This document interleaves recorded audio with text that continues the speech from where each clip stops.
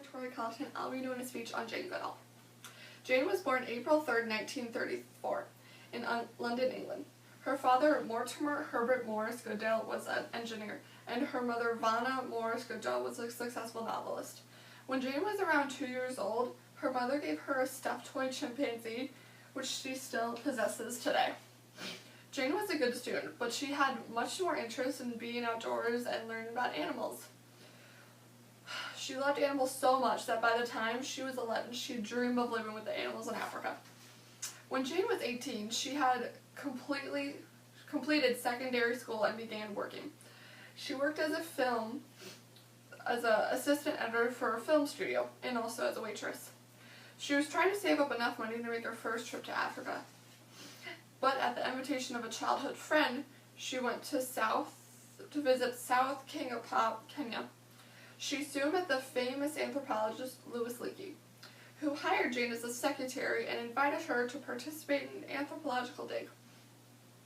In addition, Jane was sent to study the vervet monkey, which lives on the island in Lake Victoria. Leakey believed that a long-term study of the behavior of higher primates would help uncover important evolution information. He had an interest in the chimpanzee. Leakey believed that Jane had a proper temperament to endure long-term isolation in the wild. While Leakey searched for financial support for the proposed Gombe research project, Jane returned to England to work on the animal documentary for Grenada Television. On July 16, 1960, with the help of her mother and an African cook, Jane went to Africa. She established a camp by Lake Tanganyika in the Gombe Stream Reserve.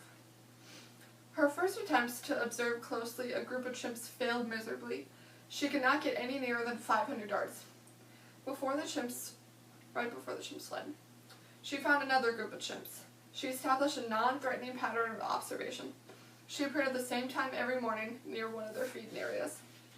The chimps soon tolerated her presence and within a year allowed her to move as close as 30 feet to their feeding area. After 2 years of seeing her every day, they showed no fear and often came her in search of bananas.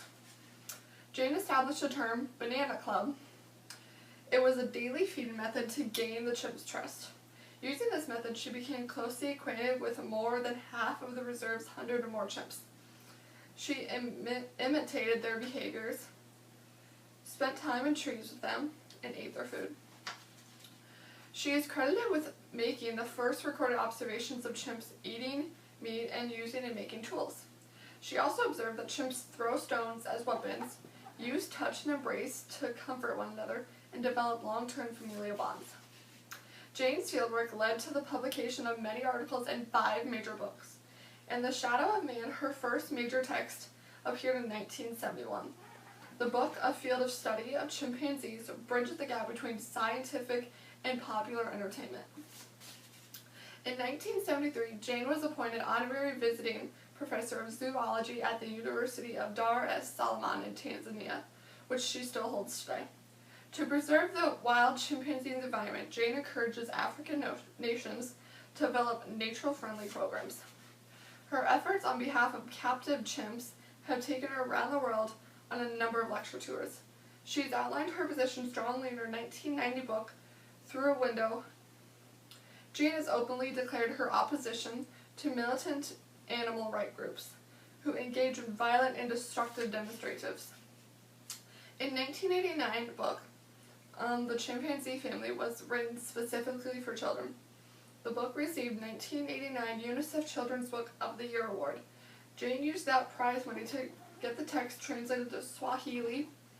It was distributed throughout Tanzania, Uganda, and Burundi.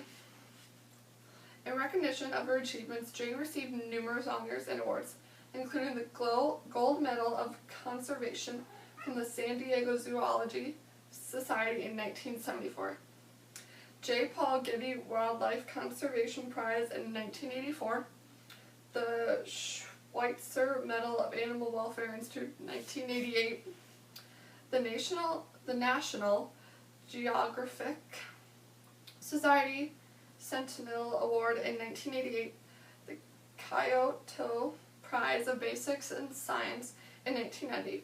She was named Messenger of Peace by the United Nations in 2002 and Dame of the British Empire by Queen Elizabeth II of England in 2003.